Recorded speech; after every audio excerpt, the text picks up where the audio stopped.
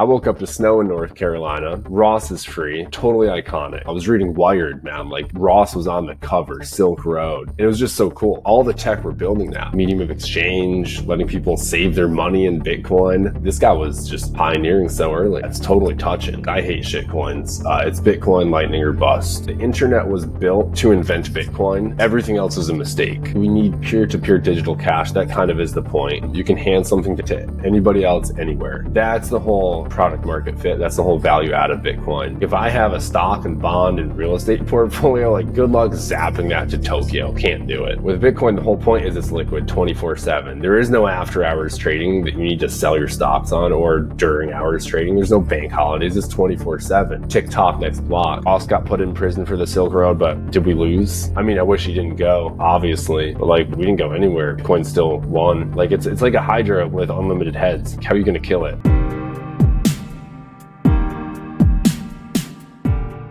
Ross got finally freed? Yeah, man. It doesn't even feel right to speak without touching on this first. Ross is free after years and years. Completely iconic. Great things to come, I think. And it's such a big topic in the Bitcoin scene, Ross, because whenever we mention Ross on the podcast, the comments were filled with it. Like, it's always like, if you mentioned that, that's where usually the focus on the podcast also was going. And for Bitcoiners, it was a really emotional topic. And interestingly enough, that's for Bitcoiners more important than President Trump saying, like, oh, we do a strategic Bitcoin reserve or something like that, which is amazing to see, because obviously a strategic Bitcoin reserve would be better for Bitcoin, Bitcoin's price, than Ross. But Bitcoiners are still like really focused on Ross. I think that's a really nice thing about it. Yeah, it is. You know, I really think Bitcoiners are built different. I think a lot of people think that. And, you know, this kind of like no man left behind, like, you're seeing that right now. And, man, I remember being in English class back in American high school in upstate New York.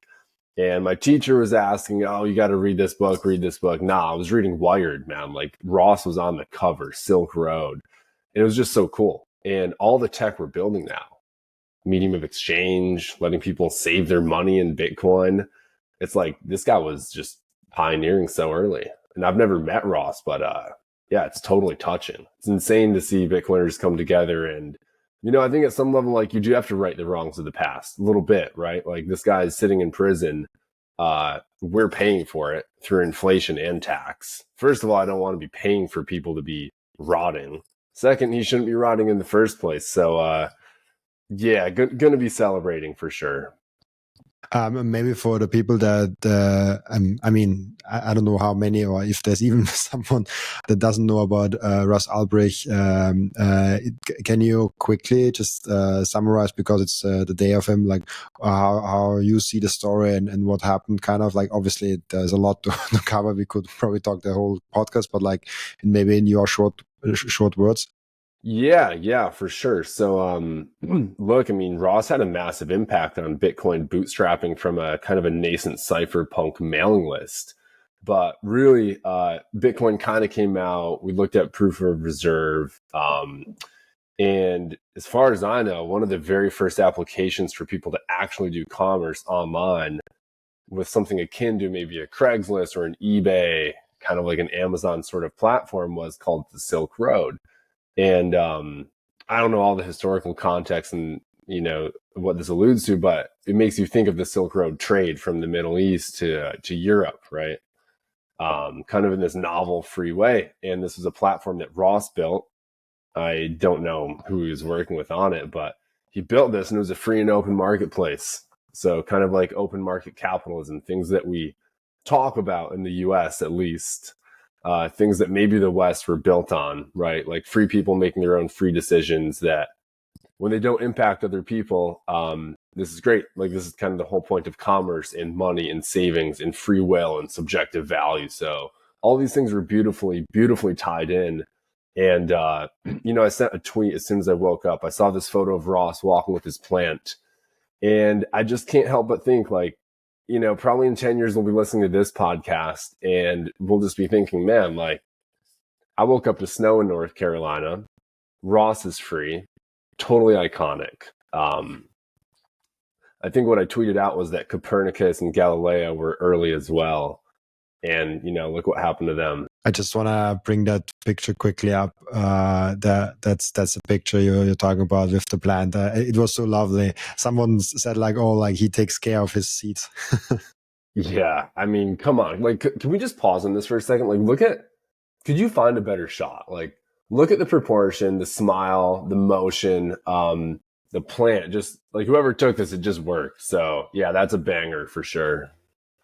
It's a really good one. By the way, I just wanted to show this also on Wikipedia. It's already there that he got his pardon after I think it's now just was it today in the morning or was it yesterday? I cannot remember, but I think it was in America yesterday, but in Europe today, if I'm correct. Yeah, it was funny. So I guess we're recording this early Wednesday U.S. time. Monday was Trump's inauguration. I think he was up quite late signing executive orders, one after the other, just going. And then he had a ball. But yeah, so Tuesday, I guess his first full day in office, he did a full pardon. It wasn't just a commutation of the sentence. It was full pardon. So he's completely out. And it's just so exciting, because I have friends now working on open marketplaces with Nostr and Lightning. And it's like, you look at the tech, and back then it was, we didn't even have SegWit. We didn't have a lot of these privacy preserving measures. People would pay hashes. They wouldn't pay addresses in Bitcoin. There was no Lightning. And so, like in a project on, in a competition I'm in right now for Bronta, one of the guys separate from Bronta is working on something called Shopster. And it's very much like the Silk Road, but it's like with Nostr, everybody has their own private keys for social media, and it's using Lightning, which is, a huge improvement. So it's just incredible to see the progress. I love to see that. By the way, I as a European, or maybe I'm also not English speaking enough for that, but what is a partner actually? Like, is that just means it deletes the sentence, or can he get evicted for something in the future? Something similar? What does full pardon mean? Yeah, that's a good question. I don't know the legality. I know it's more widespread and encompassing. So like, you would rather get pardoned than just have your sentence commuted. I think by having the pardon, it's more along the lines of, hey, you actually never did anything wrong. Like, sorry this happened. We're actually like erasing your bad reputation, making it better. I think the sentence commutation is just reducing the sentence. Okay, so like the sentence commission would be like, oh yeah, you're free now, but the thing you said in there was still valid. And pardon is like, oh, sorry, we made a mistake, and you're fully. That makes sense. Yeah, I never looked it up what a pardon is. I always knew like, oh, if you have a pardon, you get out of jail, but I never was like, what exactly actually is that? Interesting. Yeah. Well, and the important thing too, and like why I wanted to just open with this is because the ramifications are massive, right? Like, developers have been thrown in jail on repeated occasions for writing code that's open source and not killing people. That's really, really, really bad. And it really puts a freeze on the industry, right? Because we all know you can write code and you can write anything you want. It's like speech. It just comes out of your head onto the keyboard, and you can put it out in the public. And just from building so much, I think you probably know a lot of builders as well. I've seen the effect. People are scared to touch certain things. So I think this is definitely a massive step in the right direction. Yeah, I wanted to say that earlier because it feels like programming is kind of a language you speak to a computer, and especially if you make it open source, but even if you don't make it open source, like, programming is a language and it should be protected under freedom of speech. Am I wrong on that? No, you're totally right. I mean, I think it mostly is in the U.S., but the justice system, the Department of whatever, all these departments can persecute anyways. That's the issue. Interesting, yeah. But yeah, let's maybe before we jump into your topic, because with Bronta, would be interesting to know in general what do you think of Trump now taking office, of maybe Bitcoin, maybe Bitcoin being the strategic Bitcoin, maybe the US making a strategic Bitcoin reserve, and all those things that we might see this year. Yeah. Well, I'm excited for when Bitcoin becomes the world reserve currency. But it's a process, it's not black and white. I think when he signs it, and I think he will, it's going to be huge. What do I think of Trump? I mean, I voted for him 3 times. Huge fan. I've never trusted the media. The first time I voted for him, I'll tell you, Robin, I was starting my career in New York City, very blue, very democratic. And I was working at a company, Bloomberg. And I woke up in the morning, Hillary lost, Trump won. I was overjoyed. It was one of the happiest days of my life. I was so pumped. I called my brother on the phone. I said, no way, he did it. He's in. And, his hair is just so good. It was amazing. So I went into the office and, I'm going to throw this guy under the bus, and this is a little bit mean, but there's a guy named Joe who's a fully grown man. I'm in the Bloomberg office. This is a professional place. This guy's crying. He's got tissues. He's got Kleenex on his desk. He's crying. He's like wiping his eyes. I've got a huge smile on my face. My body language is vibrant. I'm just pulsing with energy. I'm just optimistic. I'm happy. And I'm like, all right, I guess I'm just going to go and write some code. But after we party, these guys were in there crying, the guy next to me. And, anyways, that's what I think of Trump. I voted for him 3 times. And, I think he really speaks to the people. Yeah, he puts America first. There's simple things. I'm not going off of any conspiracies here. I just like the policy. I also like the entertainment. So I think for the industry, it's a massive sigh of relief. He spoke in Nashville this year. That was fantastic. He's engaging with our industry. He's not pushing us abroad, right? So guys like me, it's very easy to think like, hey, like, should I look at El Salvador? Should I look at Dubai? Should I do something with a company? Should I look at jurisdictional options? And under Biden, yeah, you should. Under Kamala, yeah, you should. Because who are these people? They're not on your side. You don't get that feeling. With Trump, I hope for clear regulation that lets everybody cooperate. And I think we'll get that. So yeah, very, very optimistic. And it's entertaining is a good, like, I try to not focus on any American politics. I'm in Europe, like, sure. It's not something of really vocal points. I just heard some things of Harris, and I was like, oh, like that's cannot be good, especially if she talking about unrealized capital gains and stuff like that, were like really socialist, communist ideas that I heard from her. But what I find really wholesome is him dancing yesterday, the YMCA with the sword and the cake. That was just like, oh, like he has fun, and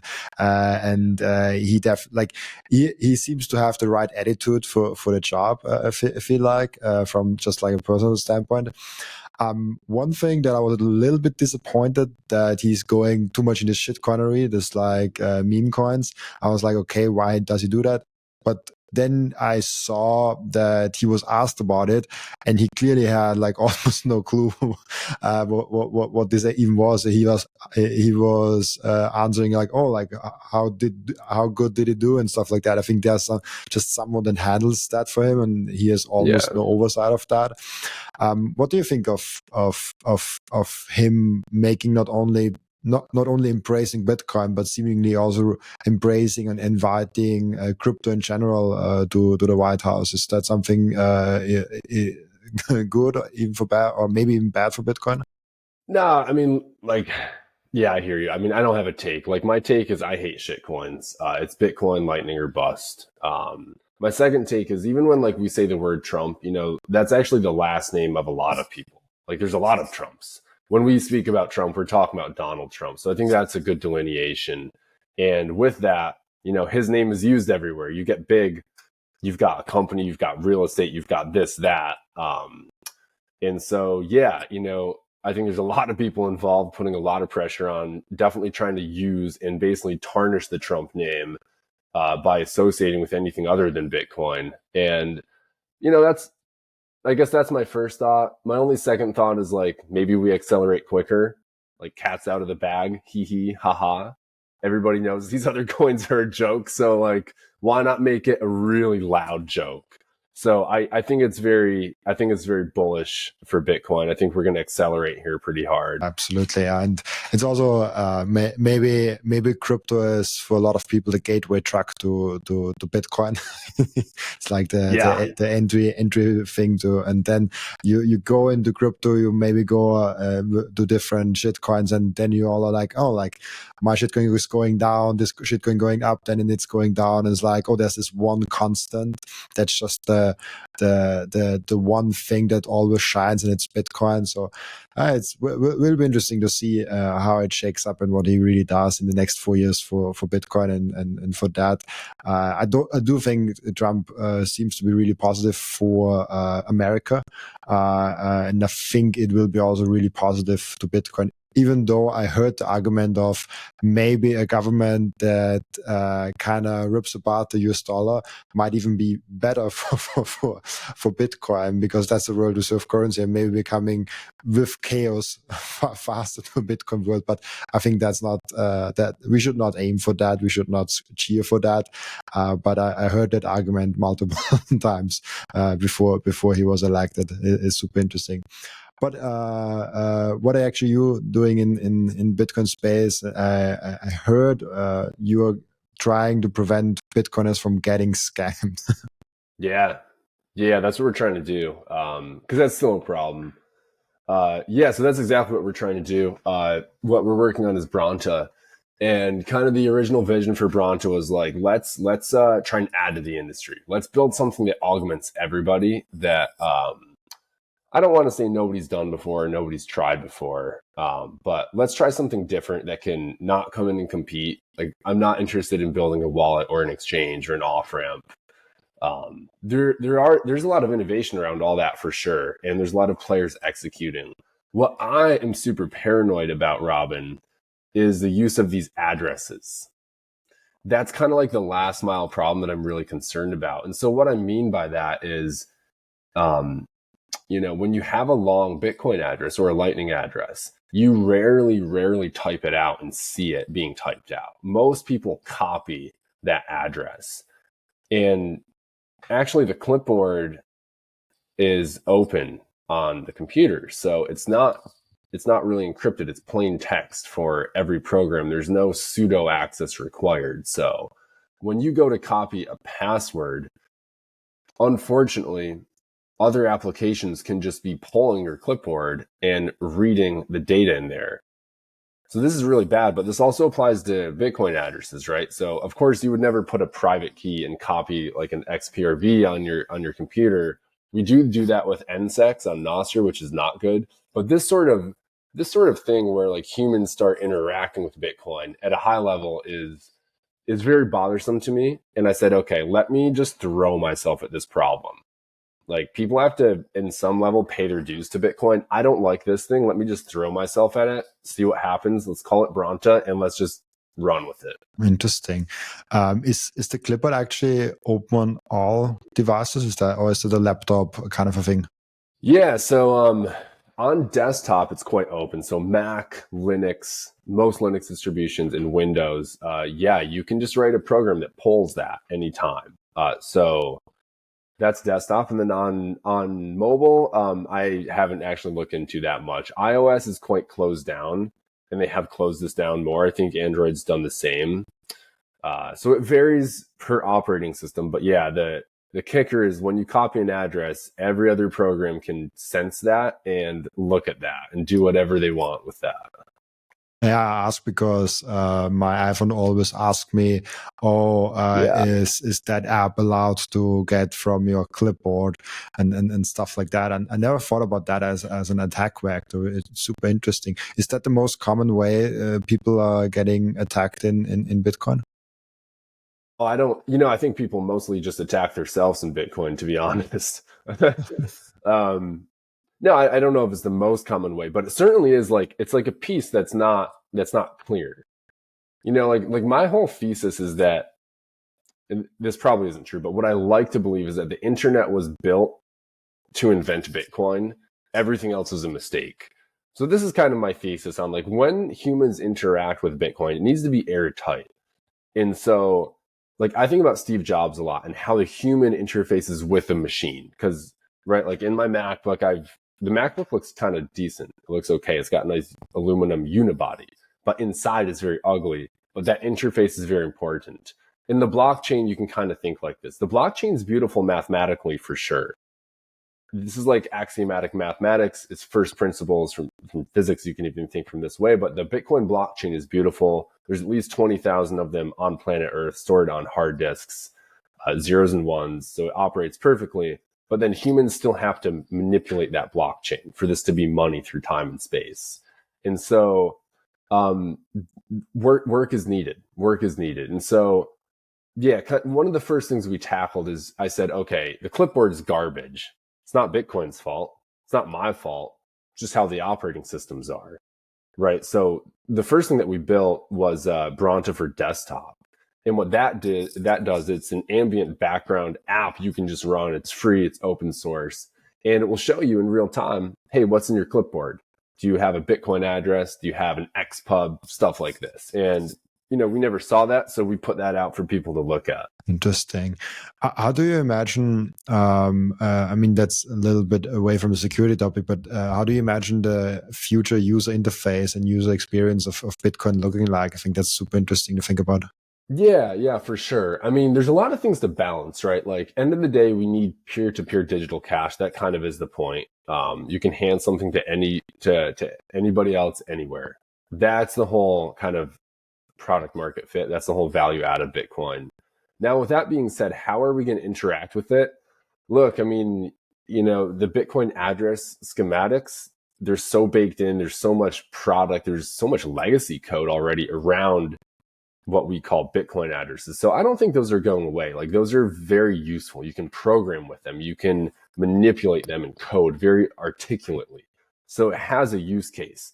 Problem is that use case doesn't really translate to my children on the beach, to everyday people, right?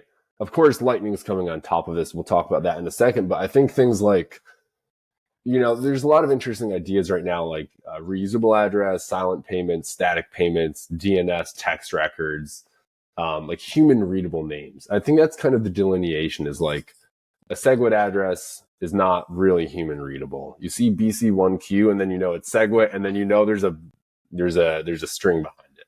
But if you had a human readable address, like if I open up a Lightning app on my phone and I have Keith at whatever, that's human readable. So it'll be interesting. I think there's going to be a lot of solutions, and we'll just see which one wins. Yeah, it will also be interesting of how user friendly we have to make Bitcoin the first layer, as it's not available for everyone anyways in the future, because it will be limited, and only big players will be on there, or like rather big players. So maybe I anyways have to focus more on Lightning layer 2 solutions and layer 3 solutions and apps. And I have to say, like, Lightning apps on average are way easier and better to navigate as a user than any Bitcoin apps. It's already there where I'm like, like Lightning apps, it's pretty simple to comprehend. It's something that I can just, depending on if it's custodial, non-custodial, or what kind of app it is, but you could possibly give it to your dad or your mom, and it's like, navigate through that. You will get it, because you get normal banking apps also. And I hope we get to the point where it's just like Bitcoin just feels like another fintech banking app from the user friendliness, where you just like find for example, in Austria, I don't know how the banking system in America is, but in Austria there are banks where you can connect the name and someone's phone number, and you can just directly send them some money, especially if they're the same bank. But even if they're at other banks, and you're like, like, send $5 to mom, and then it's like, mom gets it, and like it's instant. And like, we really need super simple user interface on the top layer. And Bitcoin on the base layer, maybe we don't even need it there. Maybe it can be rough. Yeah. I mean, I think on some level it definitely can. And I mean, my mindset is always like very conservative with Bitcoin Core. You know, like the protocol is the protocol. Every time you widen the design space, you have to let that marinate for a long time and need to be very careful about opening the design space in the first place. But yeah, to your point on Lightning, 100%. Moving UTXOs through, you know, Bitcoin blocks, uh, people are going to be using Lightning. They're not going to be going on chain. And I think you already see the UX is just phenomenal. It's just totally phenomenal on Lightning. Is Lightning for you the number one solution for layer 2? Is that already is foreseeable? Yeah, you know, Lightning's complicated. Like the Bitcoin white paper is one thing. The Lightning white paper is a whole other beast. And yeah, it's really interesting because on the one hand, Lightning works really, really well. I'm not the most expert on Lightning, but I think my take is that you see a lot of quite mature Lightning infrastructure providers already. Yet at the same time, it feels like there's a lot of action on Lightning right now. So I'm really excited for what comes out with this. Will be fun to see. But back to the security topic, I'm really interested in that. Maybe as a starting point, you already said the most common ways people lose their access and the fund is usually themselves, just like messing up the self custodialship. That is the number one. Maybe let's go with some of the most common ways of people getting scammed or of losing the access or getting hacked or whatever. Yeah, totally. You know, I think about this all the time, like 24/7 for months and months and months now. And I think it kind of comes down to this question of where are you actually sending your Bitcoin? That's all it is, right? Like you can think of Bitcoin as a baseball or a football. And that baseball is either in motion or it's not in motion. It's very simple, right? So like your Bitcoin's at rest, something triggers it, and then it's no longer in rest. It's in the mempool, and then your Bitcoin lands somewhere else, right? And that's kind of what happens. And ultimately, whenever we think of somebody being attacked or phished, unless if you actually transfer ownership of the seed phrase, that's kind of a different theoretical angle, because if somebody takes your seed phrase, they haven't moved your UTXO set. They have the ability to do that. But usually when we're talking about people getting tricked, getting scammed, getting phished, it's that they sent their Bitcoin somewhere where they didn't mean to.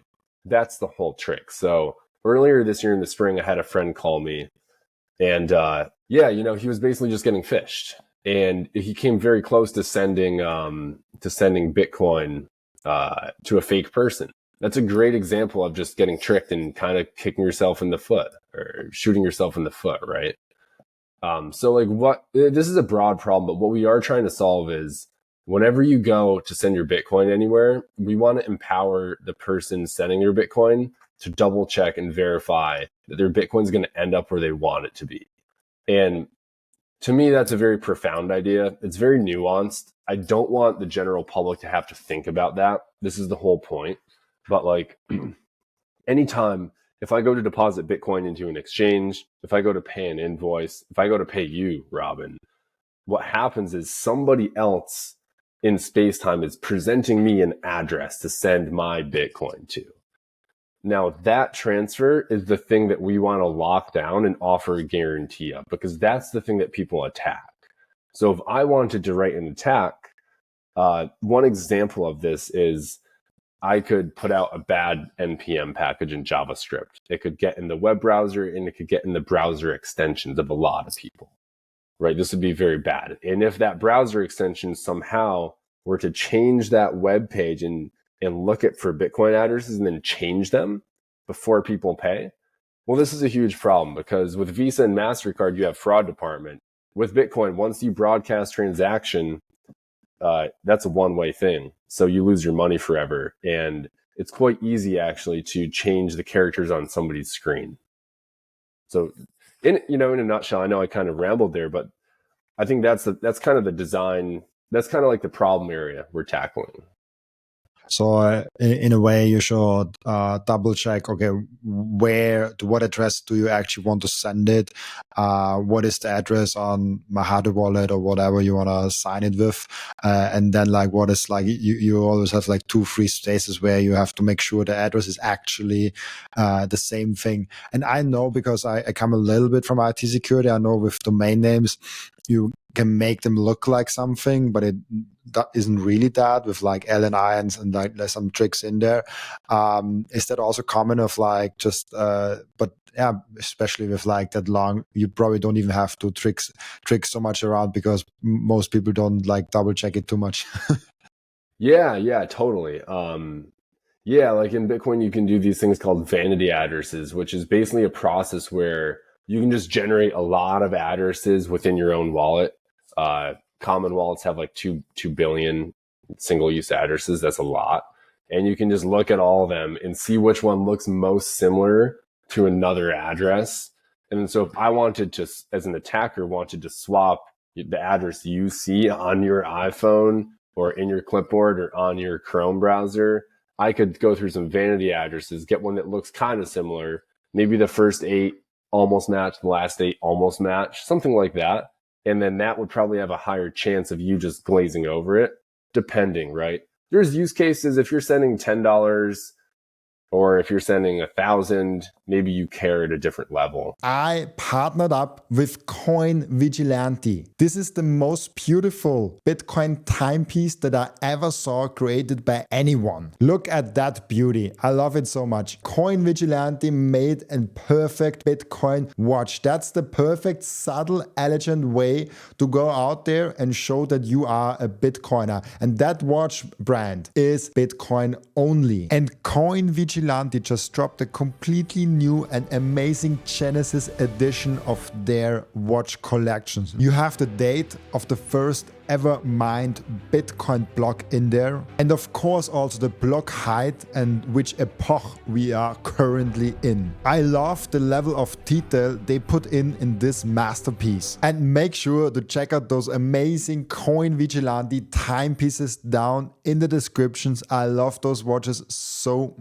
much. If you watch or listen to my podcast on a regular basis, I guess you already bought some Bitcoin. And now the most important step is to keep the Bitcoin. Keep them secure in a hardware wallet. My personal recommendation for hardware wallet is the BitBox. It's super secure. It's simple to set up. It's also a perfect gift for a friend who has still their Bitcoin on an exchange. And you can get a 5% discount with the code Robin at the checkout. Visit bitbox.swiss/Robin to get your BitBox. And the next step is to really level up your sovereignty as an individual. You have to have the most secure self-custody setup. You have to secure your own devices. You have to protect your privacy. You have to set up an inheritance plan. And depending on where you live, you even want to have a plan B, a citizenship where you can move in case something goes really wrong. And through all those steps, the Bitcoin way is guiding you through step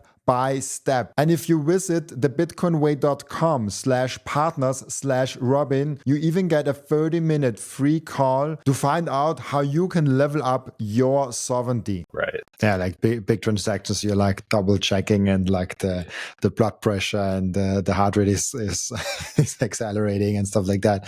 Maybe that's a good good thing that we care more with this. No, this is what we've always said is like, what we have is guardrail, Bronta guardrail. And the point is that we don't want emotional guardrails. Like on one hand, it's fine, but like people feel really nervous. People feel apprehensive. They're not sure. Like, how do you know when you transact Bitcoin and just send it into the ether for the average person? You have no idea where it's going, but they feel very emotional. And that's the only thing preventing them from messing up is their emotions. So it's like, man, we can build something that improves that for sure. For sure. Emotions play a big role in that. I feel like is so what you're saying is people sending Bitcoin to a wrong address or to a scammer address is the more common one, and the stealing of the private keys, or like maybe someone. I think like people are getting really careful now with like you're sending an email or you get to some website where you have to enter your private keys or your seed phrase to recover something, and it's not the real website. That gets less common, or does it? Yeah, no, I mean, that is the problem. Like, there's so much irony here, right? It's like, okay, Alan Turing invented computation. Steve Jobs and other guys invented computers we could actually use. Satoshi gave us digital scarcity. But yet, like, we haven't perfected these edge cases of, can people use this thing and have like a Loctite guarantee? So yeah, like, you touch on that point of the address swap. I think so. People that have Ledger or Cold Card, everybody knows there's a screen on the device, and you can look at every character in that address and check it to what you think makes sense. Now that's great. Like, that is basically non-negotiable. Hardware wallets with screens are necessary. They need to show you the change address, the sending address, all this data, right? Couple important pieces. That's great.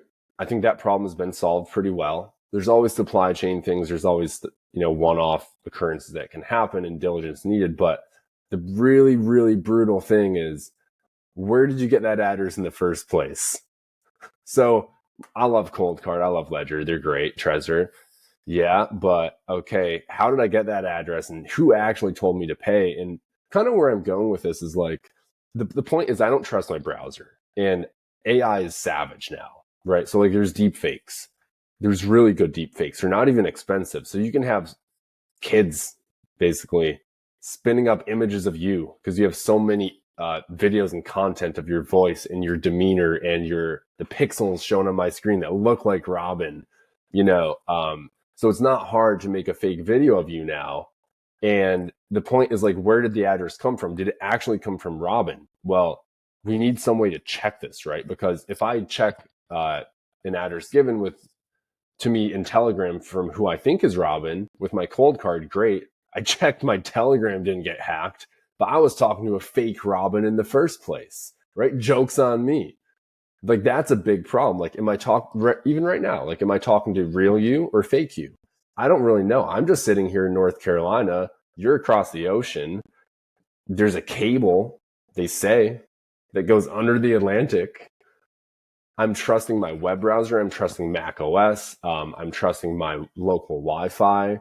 How many components are in a stack? And so if I don't know if there's a chat in Riverside. There is, I guess. If you just dropped a SegWit address or Lightning, like an LN URL, I just don't know it's you, And so like cryptographic methods are good for that, right? So if you had a private key and you signed something, then I have a cryptographic guarantee of, okay, I think Robin has this key. I know he has the key because we've met in person. He signed the message. Now I know it's him.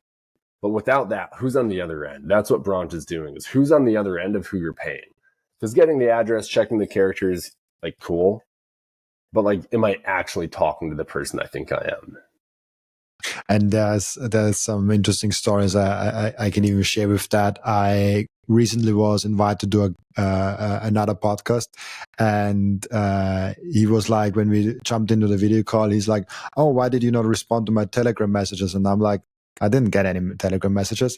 Turns out he talked to an impersonator of me on Telegram. Yeah, tell us about that. I want to hear that. That sounds funny. Oh, it's not a lot more. He sent me the link to Access Studio and everything to a Telegram impersonator. There was he did not reply to that, so like there was no conversation going on. And the interesting thing is, I sent him like 1 minute before, like, "Hey, where is the link?" On Twitter, actually, not on Telegram. And he's like, "Oh, I sent it to you on Telegram, but here it is." And I said, like, "No," so I never get it. And turns out he messaged just an impersonator, because they're like, I don't know, like there are 10, 20 Robin Seyers on Telegram. So if you type in my name, you like see multiples of them. And even though I use always exactly the same handle, like Robin Seyr, just my name together, like with no nothing else. But still, people get confused. And the more interesting thing, what you just said with AI, is I sent my girlfriend like a 30 seconds, 40 seconds short message on WhatsApp, a voice message. And this voice message comes from Riverside. Riverside has a tool where you can generate your own voice with just text from all your recordings. And it did so good, frightening good, actually. And I sent it to her, and she didn't notice it. Oh, man. So if your own girlfriend is not noticing over the phone if it's actually you or an AI, like then you can fake it to everyone. In person, it's something different because over the phone you accept a little bit of a different voice also. But it's fascinating how far AI got, and like, be aware, guys. Yeah. There are scammers out there that are really creative, and they only need one time a payoff, and they are paid for like 100 guys that didn't fall for it, but like one guy falls for it, and that's kind of like, be aware, be in the 99% and not in the 1%. Yeah, it's brutal. It's just totally brutal. That's funny. I'm glad you shared that. Absolutely, yeah. Actually, do you have statistics around people getting hacked and scammed? Is there something public of like how many, or like what's the volume of that? I hear it all the time of most of the stories actually I hear is, as you said, the user error. Someone is like throwing away the girl. The recent one that I heard was the Ledger one, where the girlfriend threw away the paper where the seed phrase was on, and he typed in the pin on the Ledger 3 times wrong. Yeah. That story I heard, that was heartbreaking. Man. But yeah, do you have any statistics around that actually? Yeah, when people would first ask me this question, I would just say, no, I don't know. I didn't look into it. But, it turns out like there actually aren't good statistics. That's kind of what I found. And this is it's one of these weird areas where like the statistic is basically you hear about it more than you should. Like it shouldn't happen. Like people say we put a man on the moon, but like, yeah, people are getting tricked. It's like these people just on the surface of the planet tricking each other. Like what? How is that still happening? And like, I get it. Like people are clever. The statistic that I focus on is like, I know people in my own life that have gotten scammed for $600 for 5 full Bitcoin, everywhere in between. And, it's just too much. It's too much. I don't have numbers. I think a lot of the time people are quiet about it.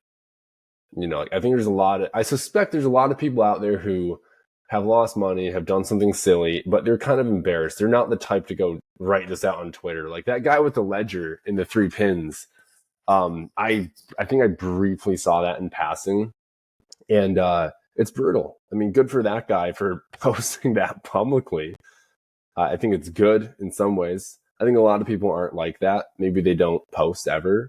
So, it's too many people ultimately. And, it's just something, it's not a nice thing. It's an ugly thing. And like, we need to get rid of the ugly components of Bitcoin, because we can. It's not hard. It's within reach for sure. Yeah, and this sharing of mistakes is something really valuable. We can really learn from that. But yeah, let's talk a little bit more about measurements. What we talked about, some things like double checking the copy and paste of the clipboard and those things. What else can people do to avoid getting scammed? Yeah, that's a really, really good question. So ultimately, from the user's perspective, I would say let this industry mature. Like if you're not a tech guy, but you understand Bitcoin, just chill. Just stack some coin, like realistically. Yes, use it as medium of exchange. I'm not saying hold it and never spend it. Never sell it. Maybe never sell your Bitcoin. There's no second best. But look, like so look, I mean, the first thing is the industry is going to mature. There's going to be solutions where like this stuff is just airtight. Every day the industry is moving forward. Great new solutions are coming out, best practices, etc. And so, Like look how far we've already came. Like these tools are phenomenal already. So we're kind of talking edge cases. I don't want to scare people too much. Like use Bitcoin, but as it matures, just understand this thing is only getting better. Like the amount of entropy and energy that very smart people are putting in is massive. Massive capital is inflowing to these companies. Investors are putting money in. The builders are building. Like the things are working. So one, things are getting better. In terms of just today, if you're going to use Bitcoin, and I think you should, just segregate it out. Have some deep ice.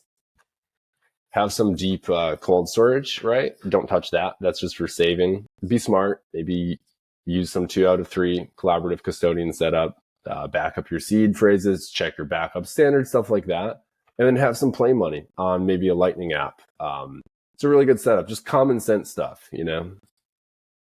How do you like actually? Because I think a lot of a big problem is actually people logging themselves out and making too much of a maze, or like losing spreading themselves too thin. How do you look at time locked keys that are getting active after like 1 year, 2 years of inactivity? Is that something that you're looking into? Yeah, I like it a lot. I like it. I mean, I'm not thinking about the custodial part quite as much. I'm really thinking about where did you get your address from? I feel like we're almost in good hands with the custodial part. Like there's some really cool stuff coming out with insurance schemes, multi-layered approaches. I don't want to name drop the products here. Time locks are super cool. I think it's way underused. It's interesting because we're transitioning out of fiat, which is super high time preference. And, people just want access to their money. And that kind of is the point of Bitcoin, is like, it's liquid, right? Like if I have a stock and bond and real estate portfolio, like good luck zapping that to Tokyo. Can't do it. With Bitcoin, the whole point is it's liquid 24/7. There is no after hours trading that you need to sell your stocks on, or during hours trading. There's no bank holidays. It's 24/7. TikTok next block. So I think, people have shied away from the time lock stuff a little bit for that reason, but it's super cool. I think it's super cool for parts of your stack, right? And I think there's probably a lot of creative use cases too. Like, maybe you blend that in with escrows or game prizes or politics or elections. Like maybe you time lock Bitcoin before an election, right? For the birth of a child, things like this, just spitballing ideas. I think it's a massively, underexplored design space, and I'd love to see Twitter and Nostr talk about this much more, because it may be there's some stroke of genius there that can just like crack open a whole new use case. And like that's the cool thing, like you've got guys across the world just cracking open new use cases all the time. And like, look, if you're a software engineer at home, get in the game, get in the arena, make some moves, start building some stuff, start hacking. There's grants, there's a lot of grants. These companies are hiring, just like get into it. And especially if you're creative, I think you can, you can probably see something other people haven't seen. And at least speaking from my perspective, like come on board, like we invite you. And there are so many Bitcoiner job sites out there. I cannot even name them all. And if you go to any of those and search for like, especially builders jobs, like software engineers and stuff like that, you really fast find one. I just want to show people one of the many sites that are available, Bitcoiner jobs, and there you see software engineering jobs, like you see all types of jobs, also client relationship manager, because a lot of people say like, oh, I'm not a developer, I don't find a job. So like there's literally any job that you can do in any other industry, you can definitely also do in Bitcoin for a Bitcoin company. So it's a small tangent, but I think it's something that not enough people, I think, are considering, the change of like you bring all your financial energy to Bitcoin. You're all in with your financial energy, but you're still working for a company that you might not even like, and there might be a great thing that you can do the same thing that you maybe have done for like 20, 30 years and do the same thing for a Bitcoin company, work for a Bitcoin startup, be in a Bitcoin environment. And that is a really cool feeling. And I can just tell you, from being in IT security before and being now fully entrenched in Bitcoin, it's different. It's every day a way better feeling for myself, because it's a better fit for myself. If you're really big on IT security, maybe you want to stick with IT security, but I wasn't. So that's a really cool thing that we have in Bitcoin. Yeah, no, it's super cool. I mean, the passion runs deep. Absolutely. One thing is also interesting with the private and public key. I was first introduced to that with Bitcoin. That was like, there's private public key things. I heard about it before with like messages, encryptions, and in IT security, of course. But like the use case was Bitcoin for me the first. And now there's also Nostra, where you also have the same concept, basically. Do you think that is a superior model and will eventually replace the username, password, two-factor authentication stuff? Yeah, no, this is such a good question. This ties exactly into what we're doing and what I think about every day. I think it does. So yeah, Nostr, yeah, so when we talk about like public-private keys, that's something that the user holds now, and nobody else holds the private key, only you. Now, when we talk about user and password, yeah, you hold that, but yeah, the company holds that too. So it's you're kind of on a leash. This is a really interesting inversion of power, where with public-private key, we say asymmetric key signing. Well, the asymmetry is towards the individual.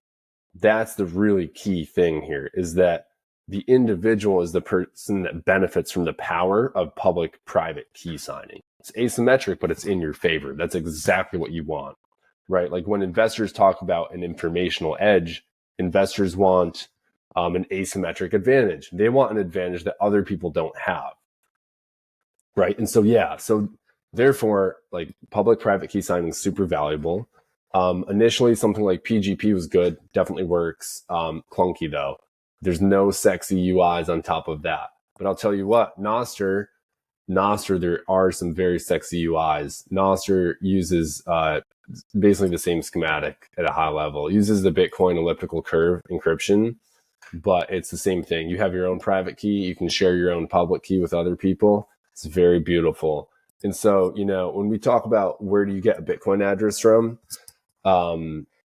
you're checking it on the cold card. Yeah, great. It matches the Bitcoin address in my email. Well, when we talk about where did that email actually come from, what's going to happen over the next 10 years is that trust already has been obliterated, and you need to look upstream. Where's the source of the data? And the source of the data is always going to go back to a very big number in the form of a private key that somebody else has. So great example, maybe August of 2024, sitting president of the United States, Joe Biden, tweeted out he was going to run for the presidency again. Then he tweeted out he wasn't going to run for the presidency again. Cool. What controls access to that is a username and password with access by who knows how many people, right? The point being, like, we don't know where that communication came from. We never will. We can't, like, effectively. But with something like private public key signing, if that individual is already proven to like have used that private key, if you see a message signed by that private key, either he got compromised or more likely, he actually signed the message. So this is the sort of thing where, the sovereign individual thesis to some extent is definitely going to play out. I think people holding their own keys is just, how do you take that away? Because it's cheap to make a private key. It's cheap. It's free. You can do it on a consumer device. That's incredible. And when I look at things like, okay, I just received an invoice for my real estate business, for my IT business, for whatever, for education. If there's an address in there, I'm going to be looking for a signature on that address. Otherwise, I'm not paying anybody. But why would I pay a Bitcoin address that hasn't been signed by a private key? Makes no sense. Like you're asking to get wrecked. You're literally sending a, what's the analogy? It'd be like driving to California without your seatbelt, like totally unsafe. Or it'd be like yeah, I don't know, maybe that's not the best example, but the point is sending Bitcoin to addresses that you haven't verified, not good. This is irreversible. It's digitally scarce. People want it and they're coming for it. So, yeah, in short, huge fan of asymmetric key cryptography. And there's this interesting thing, probably similar in America, but in Austria there are a lot of towns named similar, but they're in different districts. And sometimes it happened to me like 2-3 times already, where I just quickly typed in a navigation system like the name of the town, and just drove. And then after a while it's like, oh, like, am I right here? And then I looked again. I was like, oh, like I'm in a totally wrong direction, because it didn't look close enough. Not only the name of the town, because that was the same thing, but also in what district is it, and in what country region is that. And that's kind of maybe an analogy with Bitcoin. Like, you really have to make sure where is this money actually going, and not just like quickly looking up like, oh, like, there, this address, those 3 numbers seem to be similar, and let's send a few €1,000 in that direction with Bitcoin. Yeah, that seems to be a highly irresponsible way to deal with that. Yeah, good luck. And I think this whole conversation is kind of like a sneak peek of like what's coming for the industry, and hopefully the user use case doesn't have to think about it too much, but it is built in some nice, clever way. I think that would be really good. What can we actually learn from the internet adoption and the learning curve that we have from the internet towards now the Bitcoin adoption, the Bitcoin ecosystem? Oh, that's a good question. Well, look, I mean, I kind of already said, like, I do think the internet was a mistake. Yes, free markets exist, but like, I do think the better timeline would have been we build internet infrastructure and then layer Bitcoin on top, nothing else, like no consumer applications. I made that up. I have no sources. What can we learn from the internet?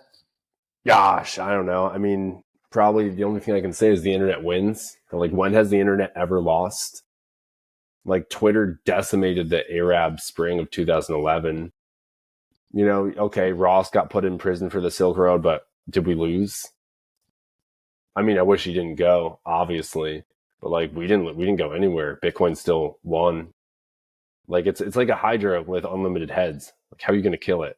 And it very much reflects nature in that way. Like, I really like the analogy of Bitcoin as element zero. No, like, there's this analogy somebody wrote with, like, where Bitcoin has no atomic mass, but it's infinitely scarce, and that's how you should think about it. So, yeah, I mean, it's a match made in heaven, really. I think bet on the internet, bet on Bitcoin, but go out there, enjoy nature, and enjoy your people. I think that's really the winning life philosophy. I love that.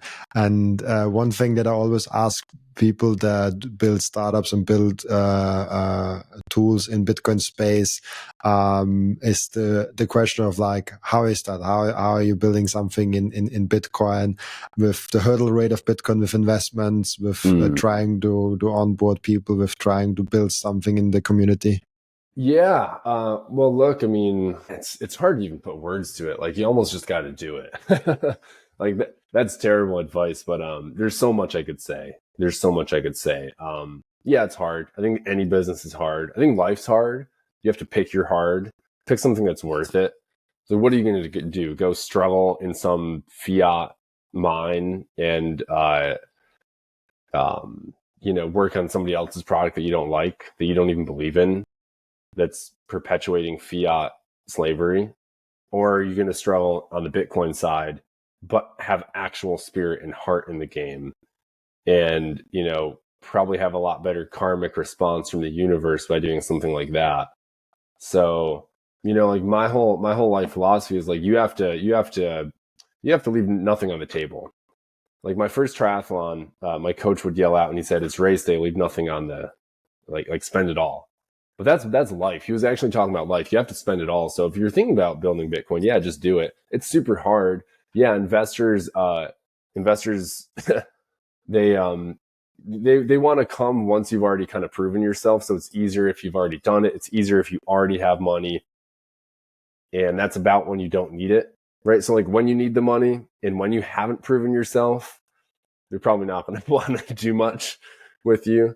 I really enjoy talking to other builders. The spirit is very cool. That's because I'm a builder, right? Like birds of a feather flock together. But it's tough. You have to be perfect. Money is hard. It has to be perfect. There's no room for slop. Tech is hard. Ultimately, this is all tech, right? So I think what's more interesting, this would be my actual answer, is if you already work in another industry, I would look more at infusing Bitcoin into that industry. Like let it seep in, let it creep in. I'm just going to use medicine. If you're in medicine, figure out a way to get Bitcoin there. There's some cool stuff already, but if you're in real estate, do the same. Like take Bitcoin and pull it into where you already are. You don't need to go be a Bitcoin core developer. I never really aspired to do that. I mean, I look through the code base, I follow it very closely.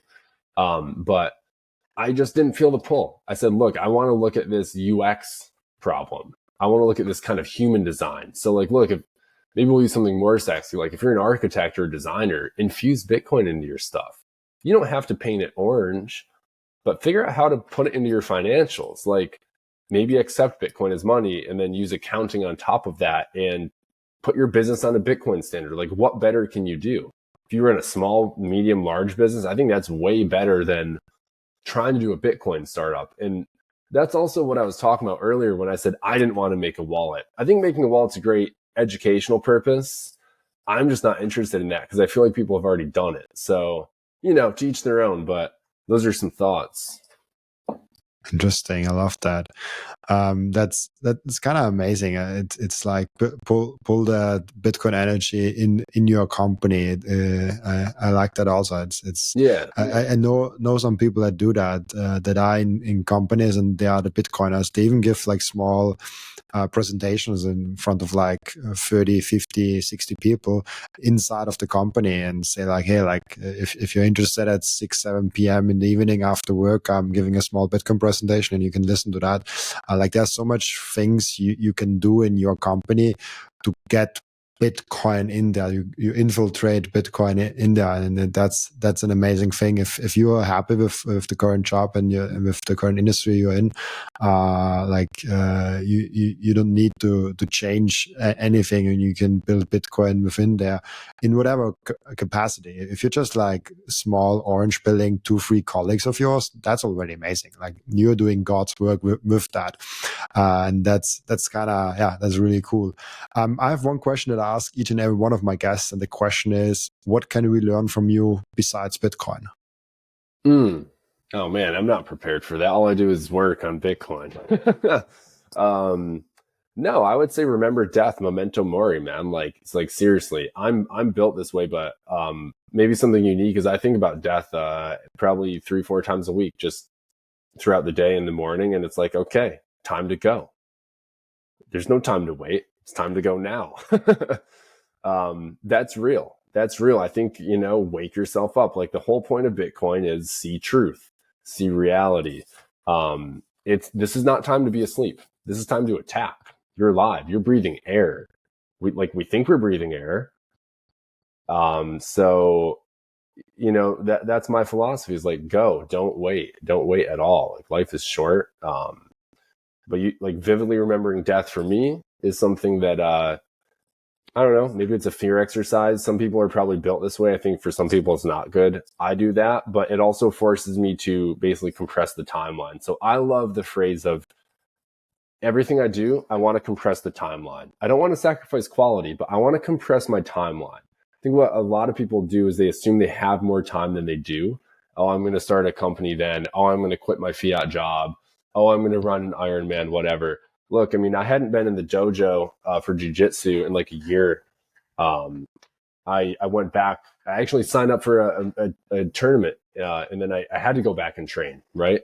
My daughter's growing up here. I want her to see dad finish an Ironman. I haven't done one in a little while, half Ironman. Just signed up. I'm not even training it, but it'll happen. You want to start a company? Just do it. What's the worst that happens? Maybe the worst that happens is you get thrown in prison for like a decade. That's pretty bad. Like Ross. Thank God he's out. I don't know, man. Those are just some thoughts.